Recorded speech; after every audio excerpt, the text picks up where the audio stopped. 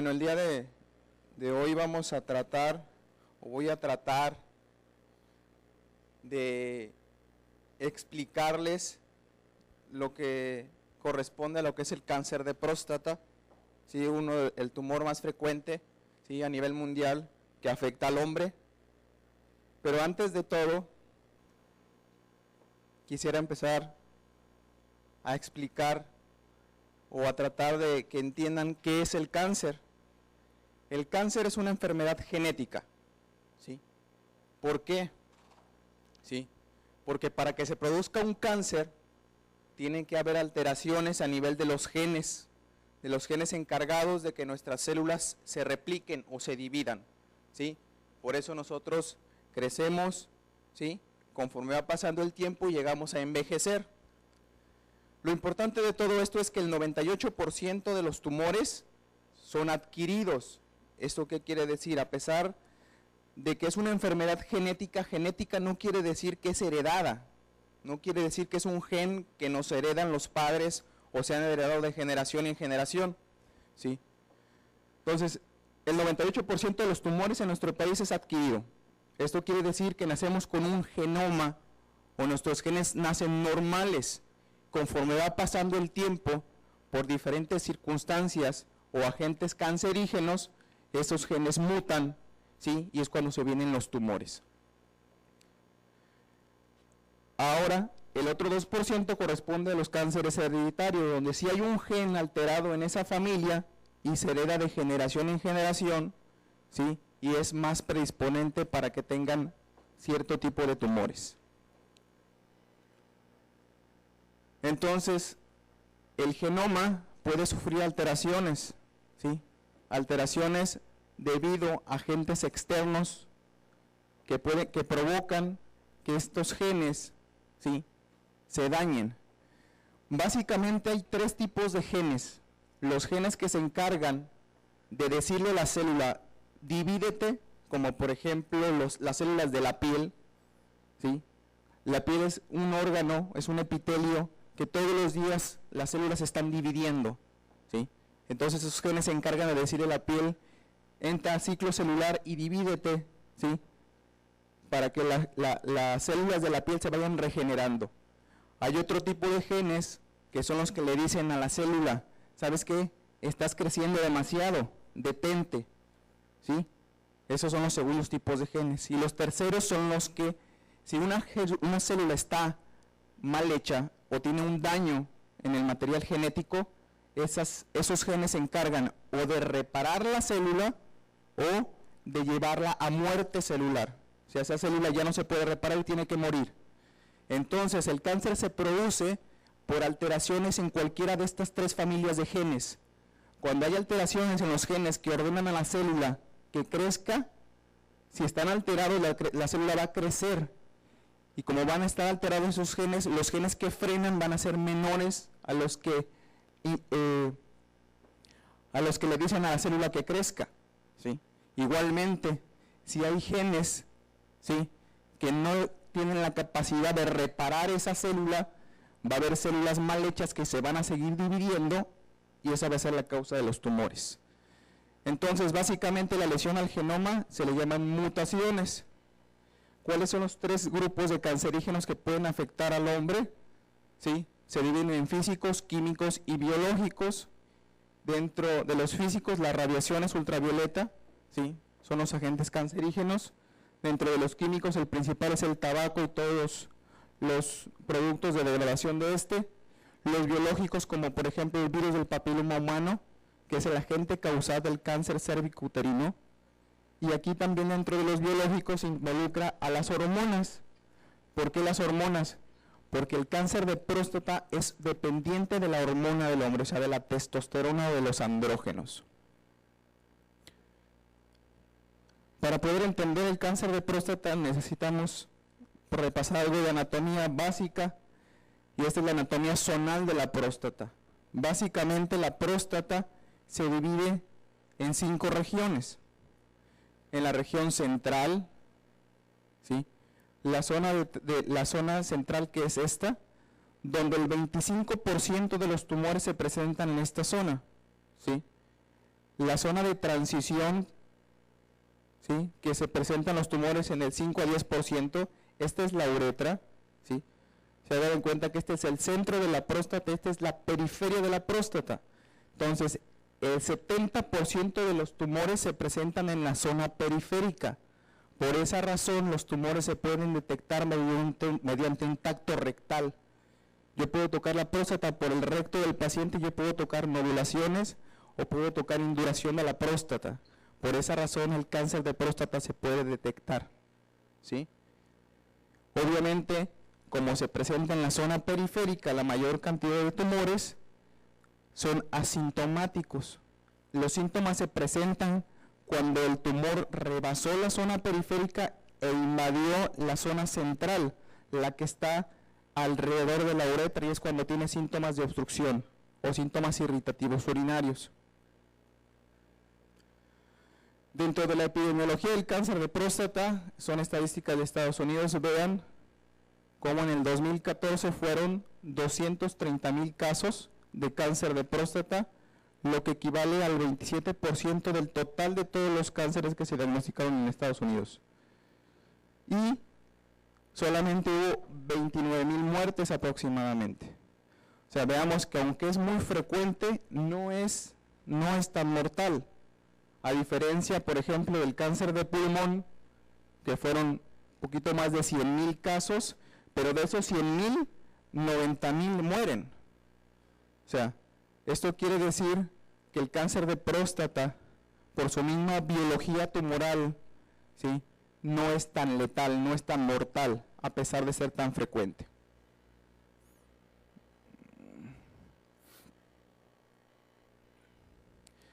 Estas son estadísticas de México del 2012, donde se presentaron aproximadamente 14,000 casos. Obviamente, estas son estadísticas aproximadas, porque hay muchos sesgos de pacientes que no son diagnosticados. Fueron 14,000 casos en el 2012, ¿sí?, con 6,000 muertes, poquito menos de la mitad. Vean cómo nosotros, a pesar de que a nivel mundial no es tan mortal, nosotros eso nos muere la mitad de los pacientes, y eso es porque no hay detección oportuna o porque el diagnóstico es tardío. Entonces, dentro de la epidemiología, el riesgo para los pacientes de raza blanca es aproximadamente el 17%, con un riesgo de muerte de 2.8%. ¿La raza es un factor de riesgo para cáncer de próstata? Sí.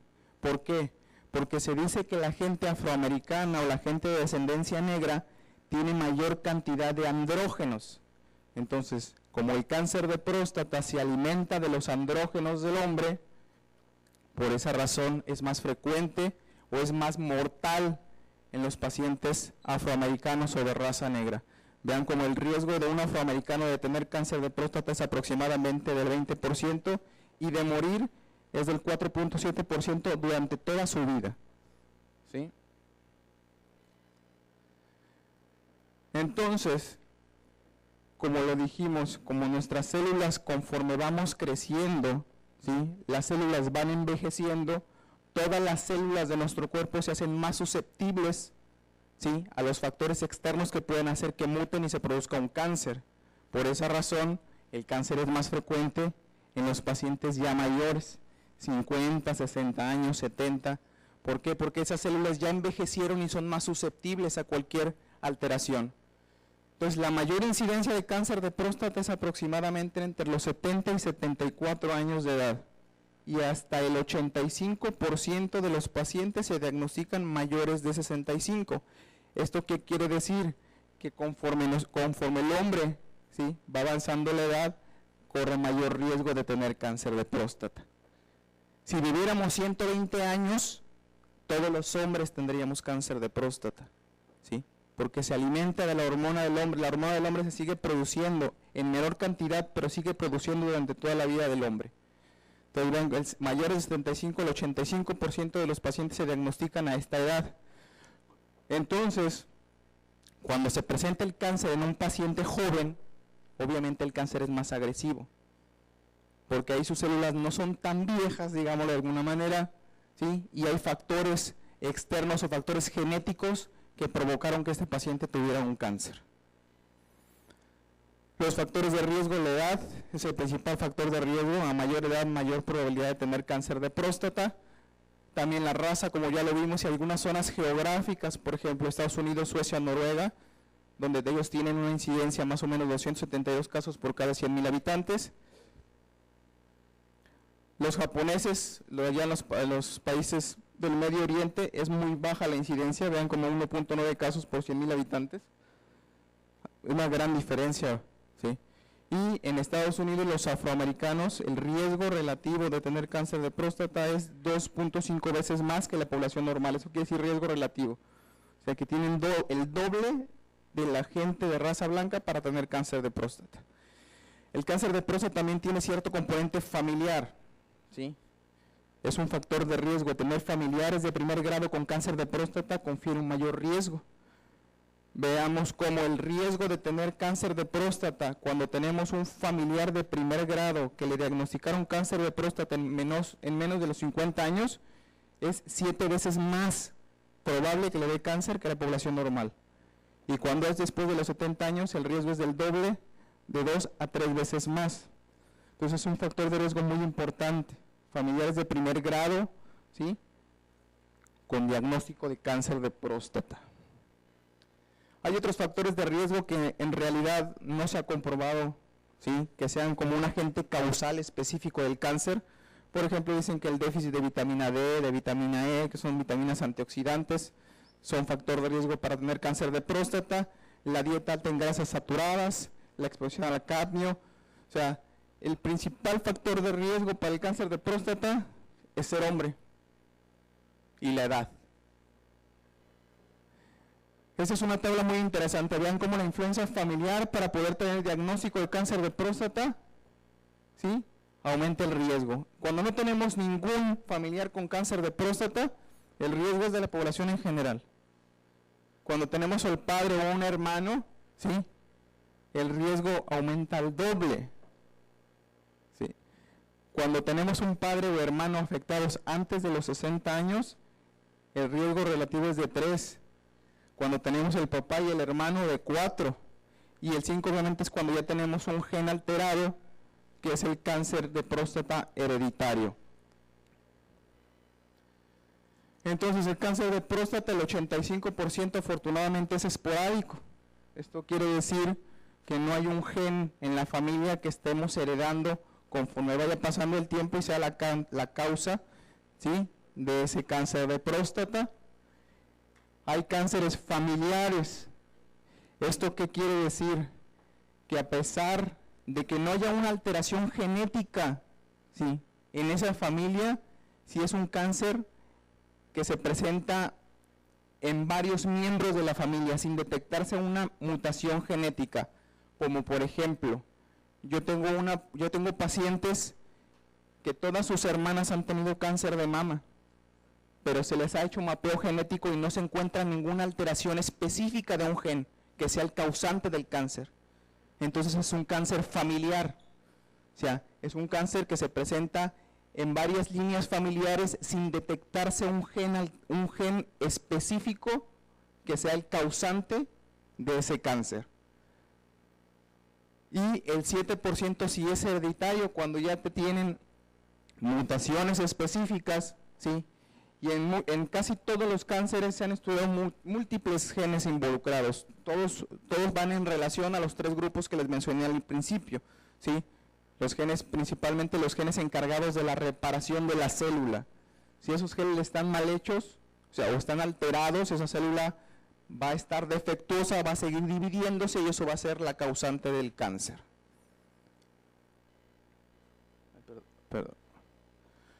Bueno, una vez que ese paciente, ¿sí?, ya se presenta o ya tiene un cáncer dentro de la próstata, ¿sí?, es un órgano que está dentro de la pelvis, ¿sí?, está por delante de la vejiga, como ya lo vimos en la imagen. Entonces el cáncer de próstata primero pues hace una invasión local.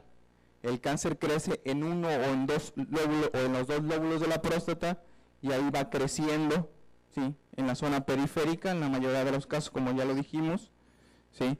Y de ahí empieza a invadir lo que está a los lados de la próstata, como son las vesículas seminales, como es la vejiga, como puede ser el recto. Y una vez que invadió de manera local, se va a los ganglios linfáticos que están en las ingles y en la pelvis. Y una vez que llega a los ganglios linfáticos, ese cáncer viaja principalmente por un plexo, ¿sí? Que va al lado de la columna vertebral. Por eso el sitio más frecuente de metástasis por cáncer de próstata es la columna vertebral, ¿sí? Se llama plexo de Batson. Entonces, paciente, que así pueden llegar, pueden debutar, paciente que está asintomático, no tiene ningún problema de la vía urinaria, pero llega con dolor lumbar de 70 años, ese paciente hay que descartar que tenga un cáncer de próstata metastásico, ¿sí? Pacientes que debutan con metástasis en columna, mayores de 60 a 70 años de edad, el primer tumor que debemos descartar es cáncer de próstata. Después le siguen el pulmón y el hígado, que es poco frecuente que se vayan ahí, sobre todo se presentan en los pacientes jóvenes con tumores muy agresivos, ¿sí? Entonces, si se fija en la vía o cómo se disemina el cáncer es de manera ordenada, y por la razón de que se presenta el 70% en la zona periférica, se puede detectar de manera temprana. Entonces, como ya lo vimos, la mayoría de los pacientes, hasta el 70% de los pacientes son asintomáticos. No tienen ningún síntoma de problema prostático, ¿sí? Pero una vez que ese cáncer ya invadió de manera local, podemos tener síntomas obstructivos, ¿sí? Como disminución del calibre del chorro de la orina, goteo terminal, que pujen para empezar a orinar, que se queden con ganas de seguir orinando, síntomas irritativos como ardor al orinar, ¿sí? Puede haber hematuria, ¿sí? Cuando ya está invadido los tejidos periuretrales, puede haber sangre en el semen, en el esperma, y muchos pacientes llegan solamente porque tienen dolor, tienen lumbalgia. Ese puede ser el síntoma inicial de un cáncer de próstata en un paciente que jamás se hizo una detección. Y al final la diapositiva, la última diapositiva, yo creo que es la más importante de toda la plática, porque es donde se hacen, o yo puntualizo lo que es la detección del cáncer de próstata. Entonces, la manera de diagnosticar un cáncer de próstata es muy sencillo. Es por medio de un tacto rectal, un antígeno prostático, que es una sustancia específica de la próstata, no se produce en otro órgano, ¿sí? A diferencia de otros marcadores tumorales mal llamados así, ¿sí? Porque, por ejemplo, el CA125, que se usa para tumores del ovario, lo puede elevar una apendicitis, lo puede elevar una enfermedad pélvica inflamatoria. O sea, ese marcador, mal llamado marcador tumoral, no es específico del cáncer de ovario, a diferencia del antígeno prostático. Pero, sí, el antígeno prostático sí se puede elevar en patología de la próstata que no sea cáncer. Por ejemplo, una prostatitis, una inflamación o una infección de la próstata puede elevar el antígeno prostático, pero hasta cierto rango, ¿sí? La hiperplasia prostática, que eso es el crecimiento de la próstata, que todos los hombres en determinado momento lo vamos a tener, porque como lo dijimos, las células de la próstata dependen de los andrógenos. Entonces las células de la próstata se van creciendo y se van haciendo muchas, y eso hace que la próstata crezca. Volvemos a lo mismo, si viviéramos 120 años, todos estaremos tapados en algún momento de la vida, los hombres, porque la próstata sigue creciendo. Entonces la hiperplasia prostática puede elevar el antígeno prostático, pero hasta menos de 4 nanogramos por mililitro. De hecho, el antígeno prostático, hay rangos que se basan en la edad. Por ejemplo, el rango máximo en pacientes mayores de 70 años se considera hasta 6.5 nanogramos por mililitro. Esto quiere decir que un paciente mayor de 70 años, ese es el rango normal, ¿sí? Que podemos considerar normal para poder nosotros hacer un diagnóstico diferencial entre un cáncer de próstata y una patología benigna de la próstata. Y si nosotros tenemos un tacto rectal sospechoso, eso quiere decir que podemos tocar nosotros nodulaciones a través del tacto rectal o la próstata está dura. Dicen que la consistencia de la próstata normal es como la de la punta de la nariz. Entonces, cuando esa consistencia está dura, tiene nodulaciones, ¿sí? Es un tacto rectal sospechoso y eso nos obliga a pedir un antígeno prostático. Si el antígeno prostático está arriba de 4, eso nos obliga a pedirle un ultrasonido transrectal de próstata para poder valorar la próstata, si tiene zonas sospechosas, si tiene nódulos, si tiene calcificaciones. Y si estos 3 elementos se combinan, esto nos lleva a que ese paciente tiene que hacérsele una biopsia de esas lesiones sospechosas de la próstata. Entonces vean cómo la relación entre el antígeno prostático y la edad, donde los pacientes entre 40 y 49 años de edad, lo máximo de antígeno es de 2.5 nanogramos por mililitro. Y así sucesivamente, de 50 a 59 hasta 3.5, de 60 a 69 hasta 4.5 y de 70 a 79 hasta 6.5. Valores arriba de esto ya es anormal y ya nos hace sospechar que hay un problema prostático o un problema de cáncer de próstata. Entonces tenemos un tacto rectal sospechoso, un antígeno prostático mayor de 4 nos lleva a hacer un ultrasonido transrectal con biopsias dirigidas. ¿Sí? Y actualmente se recomiendan que deben de ser de 12 a 18 muestras de biopsias. Se llama biopsias por saturación. Antes se hacía por sextantes, se dividían por sextantes la próstata y se tomaban las biopsias. Ahorita ya actualmente se recomiendan que sean mínimo 18, hay algunos que dicen que 24 muestras. Esto es para aumentar la sensibilidad de poder detectar un cáncer microscópico. ¿Qué problema tiene además el cáncer de próstata? Que hasta el 80% puede ser multifocal. Por eso la mayor cantidad de biopsias nos sirve para tener un diagnóstico de mayor certeza.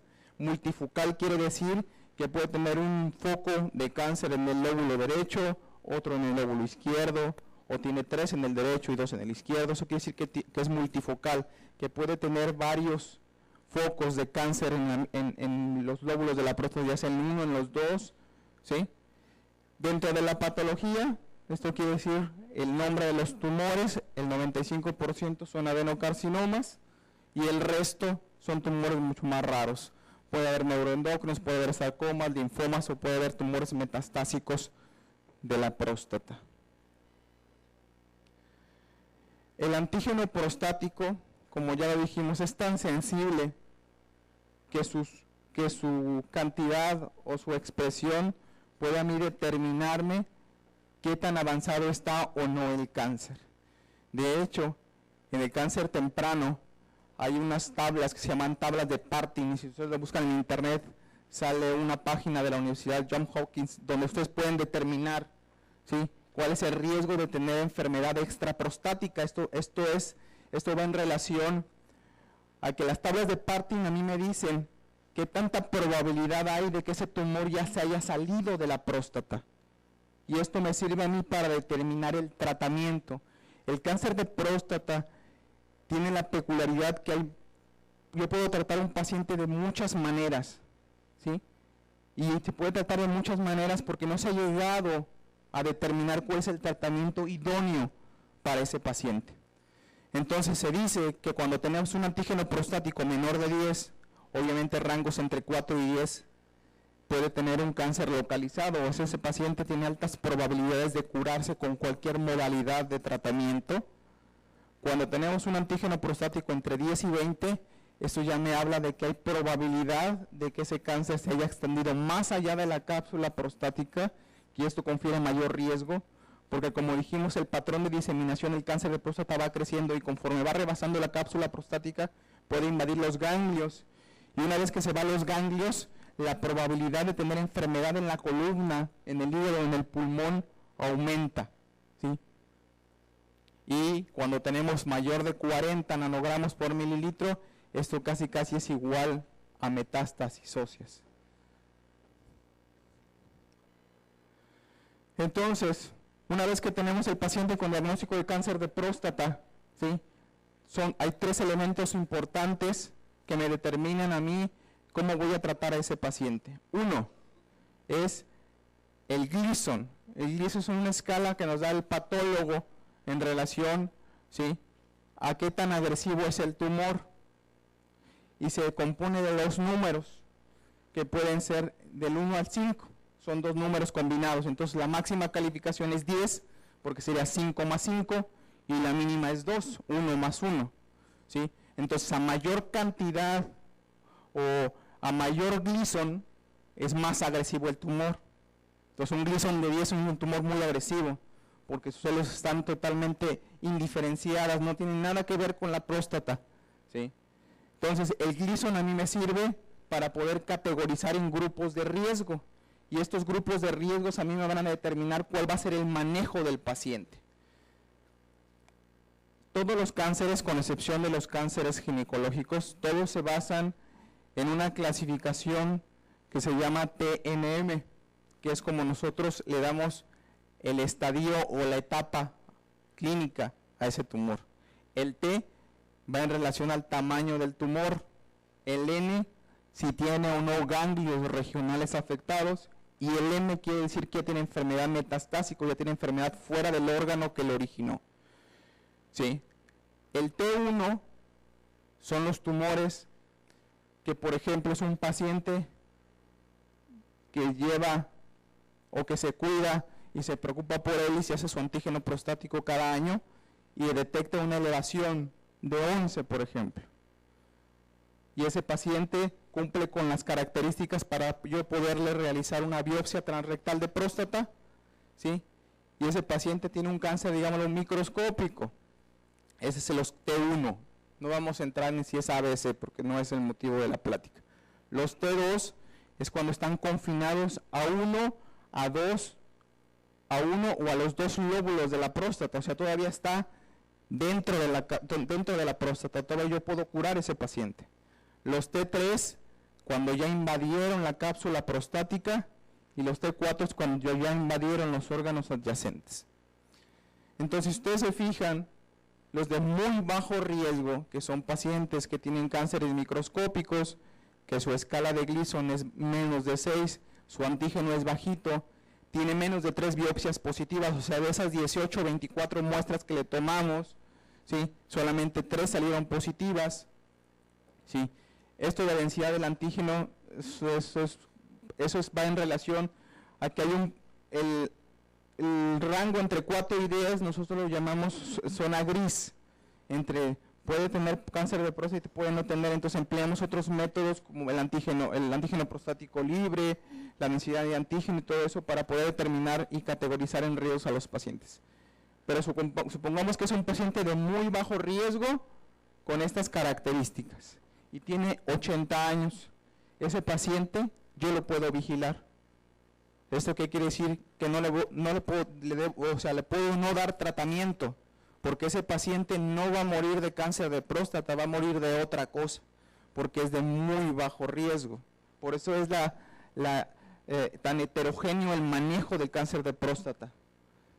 Los de bajo riesgo, ¿sí?, que ya son, cuando ya son tumores, por ejemplo, que ya tienen invasión a un lóbulo de la próstata, siguen teniendo un Gleason bajo, un antígeno bajo, ¿sí?, son de bajo riesgo, de riesgo intermedio, pues ya estos pacientes ya tienen rangos o tienen características de mayor agresividad, los de alto riesgo y de muy alto riesgo. Y esto va en relación, ahorita vamos a ver a las opciones de tratamiento que tenemos. ¿Cuáles son los estudios que debo de pedirle yo a un paciente con sospecha de cáncer de próstata? Pues debo de ver primero la próstata y la puedo ver por medio de una tomografía abdominal. Debo de ver el hígado porque aunque es infrecuente, ¿sí?, debo de ver o debo descartar que tenga patología a nivel hepático, una radiografía del tórax para ver el pulmón, y los pacientes que tienen un antígeno mayor de 10, algunos dicen de 15, otros dicen de 20, o sea, nunca se ponen de acuerdo, pero por lo regular, arriba de 10 se les debe de pedir un gamagrama óseo. Este es un estudio que se hace en medicina nuclear, donde se le da un medicamento para detectar las metástasis en los huesos. esas se realzan, se pintan, ¿sí? ¿Por qué? Porque las lesiones en el cáncer de próstata, la mayoría se llaman osteoblásticas. Esto quiere decir que son células que producen hueso, a diferencia de otros tumores que producen lesiones que se comen el hueso. Entonces esas lesiones se pueden ver en una radiografía simple. Aquí se necesita un gamagrama óseo. Entonces vean cómo es tan heterogéneo el manejo. Pacientes de muy bajo riesgo, y aquí algo muy importante que tiene de peculiar el cáncer de próstata, nos hablan cuál es la expectancia de vida del paciente. ¿Qué tantos años le quedan a ese paciente de vivir? Y eso va a determinarme a mí cómo lo voy a manejar.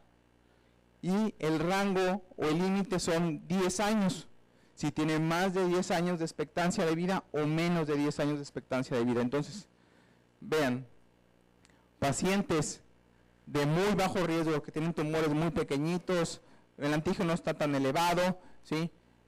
Que tienen más de 20 años de expectancia de vida, hay dos alternativas de tratamiento. Uno, que es la vigilancia activa, que particularmente en ese tipo de pacientes, con esta expectancia de vida, yo no recomendaría, por lo menos en México, porque tenemos un problema aquí, en México, que los pacientes les dicen, lo voy a vigilar, venga en un mes a su cita, y por alguna razón no llega al mes, viene al mes y medio, viene a los 2 meses, viene a los 3. O sea, la vigilancia activa en México no se puede, no hay un apego tan estricto de los pacientes para yo poder determinar en qué momento yo tengo que dar un tratamiento. Pero estas son guías internacionales donde dicen que puedo yo vigilar al paciente con antígeno prostático y su tacto rectal, y en caso necesario repetir las biopsias de la próstata. Puedo darle yo tratamiento con radioterapia, puedo radiarle la próstata para matar ese cáncer, o lo puedo operar. El estándar de manejo en cirugía es la prostatectomía radical, y actualmente el estándar de oro es una prostatectomía radical por vía laparoscópica. ¿Por qué? Porque la laparoscopía tiene la peculiaridad de que me permite trabajar en sitios más estrechos. La pelvis del hombre es muy estrecha a diferencia de la mujer, ¿sí?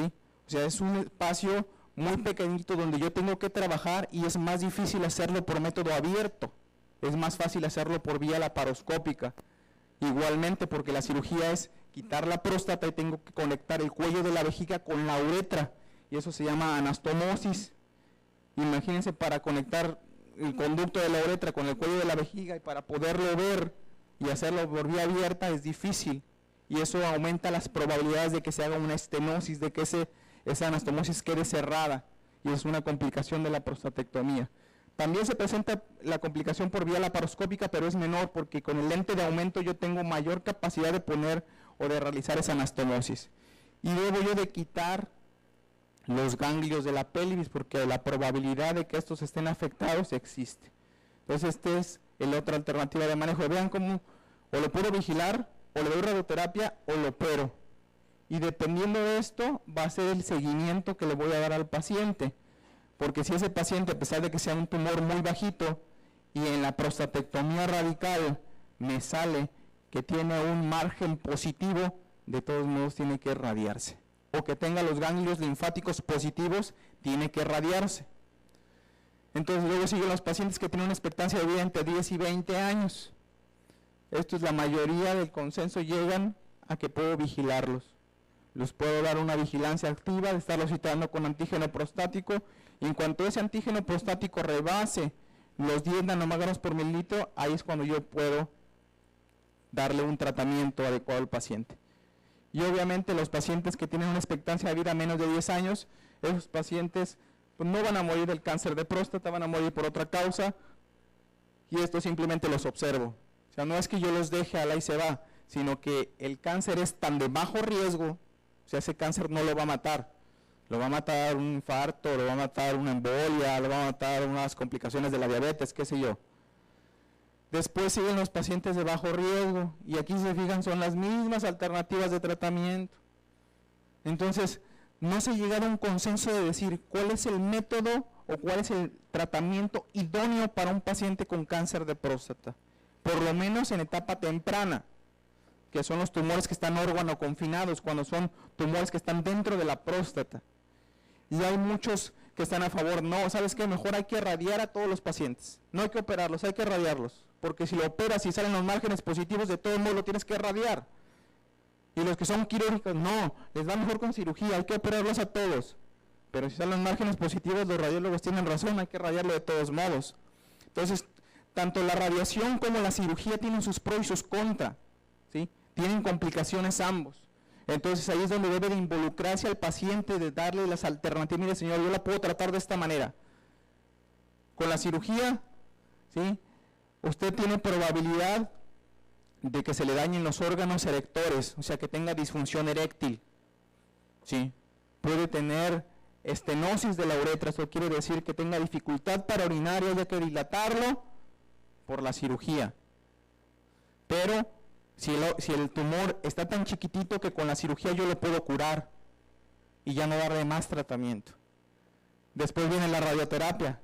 Bueno, señor, la radioterapia le puede causar que se le inflame la vejiga, que se le queme el recto, y con estas dos cosas tenga sangrado por la orina o tenga sangrado rectal.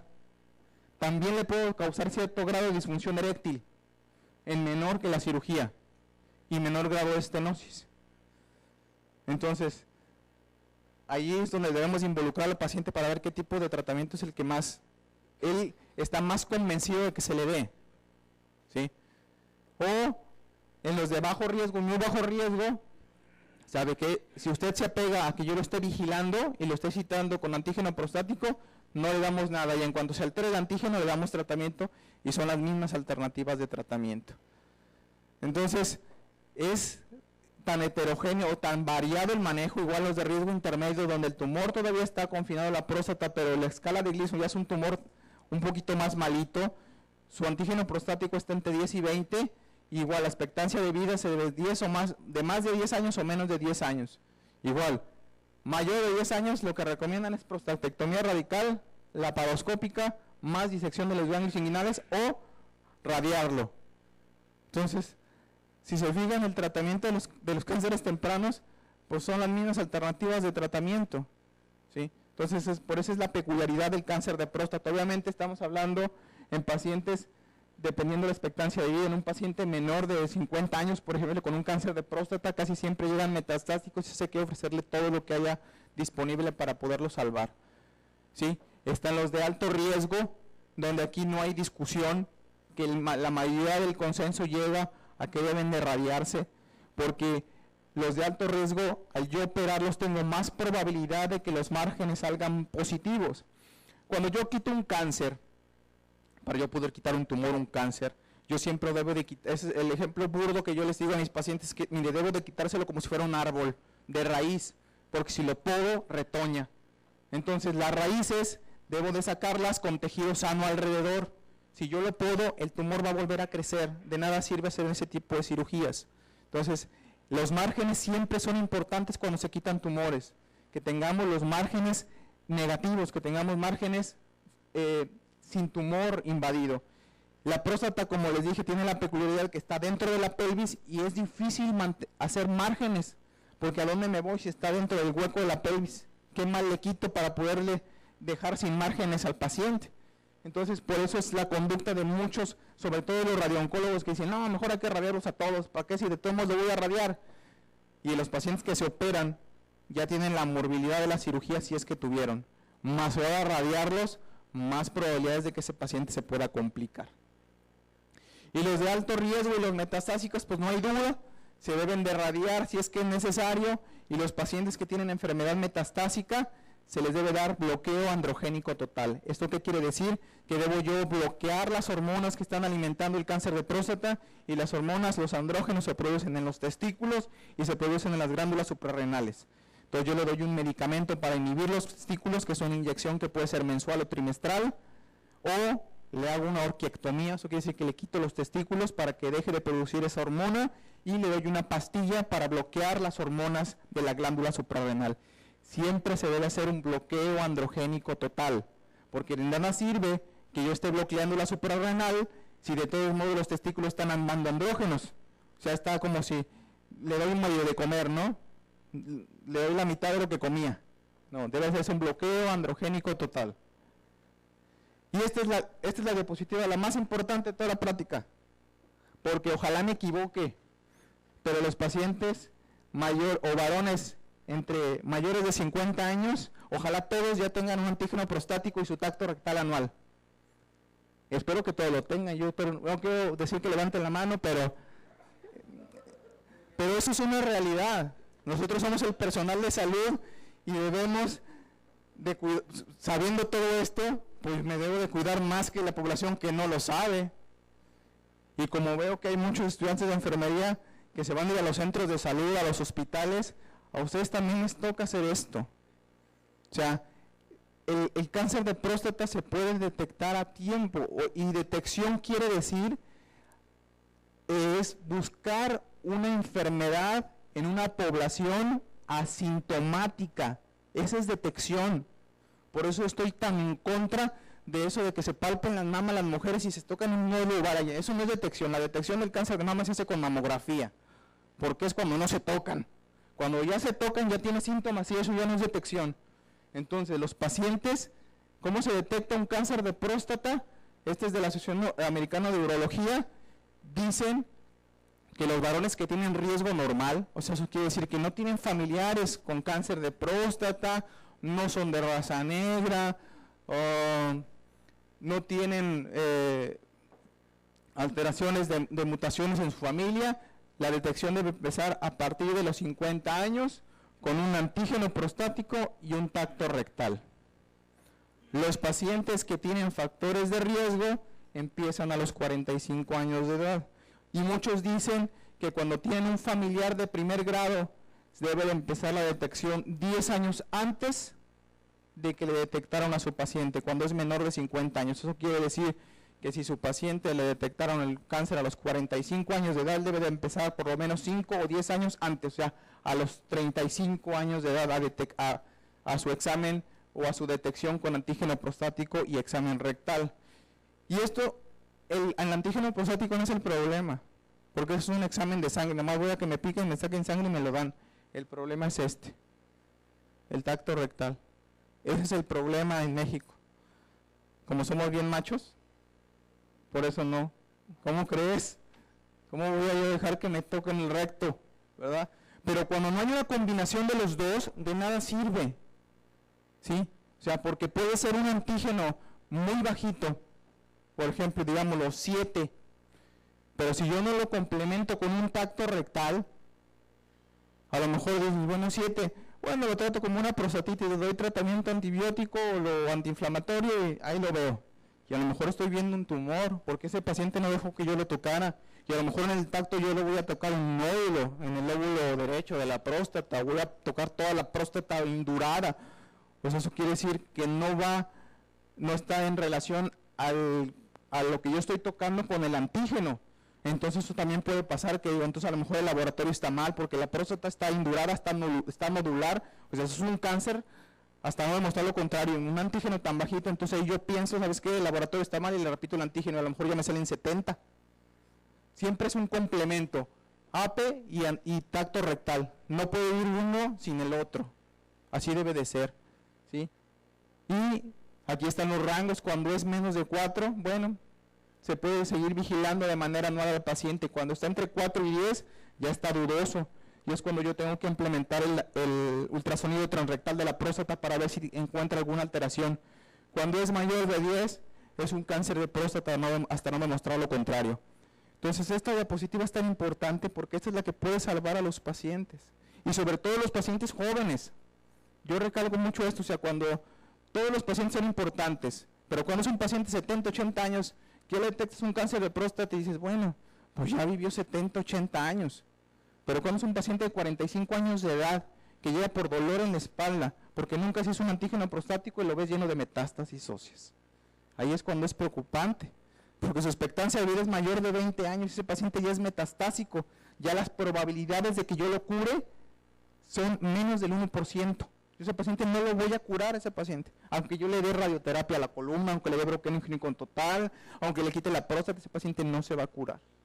O si se cura, tiene altas probabilidades de que el cáncer regrese. Entonces, por eso es tan importante esta diapositiva, y ojalá se la graben, para que cuando vayan a sus centros de salud, a sus hospitales, vayan así haciendo sesgo. ¿Ya se hizo? ¿Cuántos años tiene? Y ya, ¿y su antígeno prostático? No, órale, vaya con el... Y esto lo puede hacer el médico general. Esto no tiene que ser un especialista. ¿Sí? Pero a veces ni el médico general sabe esto. Ese es el problema. ¿Por qué? Porque en su vida tocó una próstata. Entonces, esto es de educación. Y la piedra angular para poder nosotros no tratar el cáncer, sino prevenirlo, es la educación. Todo el cáncer se puede curar cuando se detecta de forma temprana, porque todos los cánceres se pueden curar cuando son chiquititos o cuando no están tan chiquitos, pero están algunos confinados. Todos esos pacientes se pueden curar. Ya cuando están más avanzados, la probabilidad de que yo lo cure va disminuyendo conforme avanza la etapa clínica de esos pacientes. No sé si tengan dudas o preguntas.